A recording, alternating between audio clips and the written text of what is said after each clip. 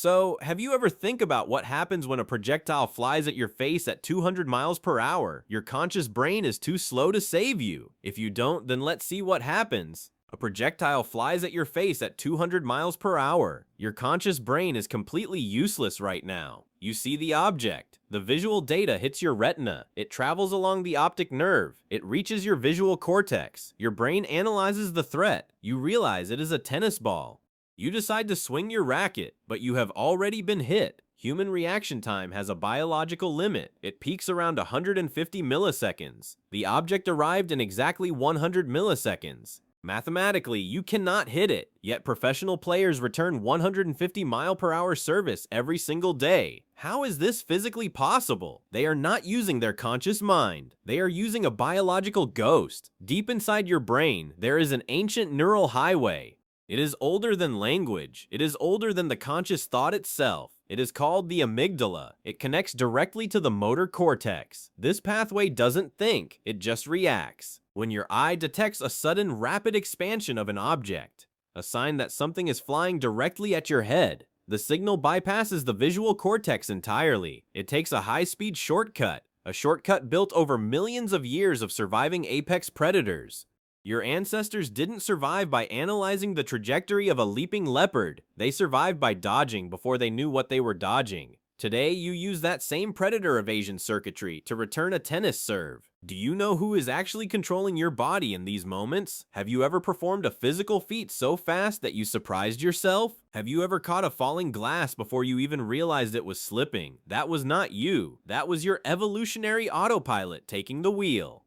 Neuroscientist Benjamin Libet discovered something terrifying in the 1980s. He found that the brain initiates a voluntary movement up to half a second before the conscious mind is aware of the decision. Athletes train for thousands of hours not to get faster. They train to remove the conscious mind from the equation completely. They are programming their basal ganglia. They are building what we call muscle memory. But muscle memory is a complete lie. Muscles do not remember anything.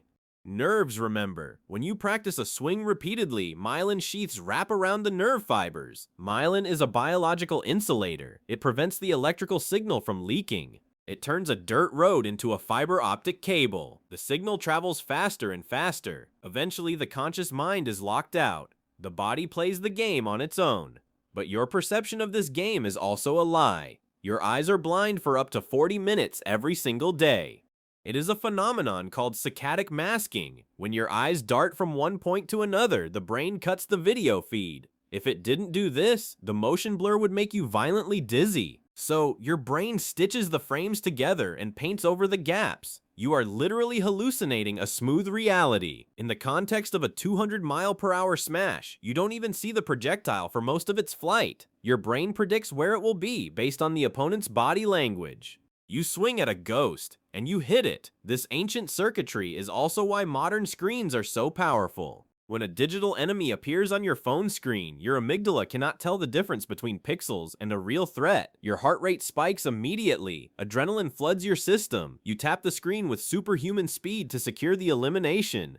The game designers have hijacked your predator evasion system. They are using your survival instincts against you. Every sudden movement on the screen triggers a microdose of panic. Every successful tap triggers a rush of dopamine. You think you are playing a game. Your brain thinks it is fighting for its life. Are we just passengers in our own bodies? When the match is on the line and the object is hurtling toward you, who is actually reacting? It is not the you that reads, speaks, and thinks.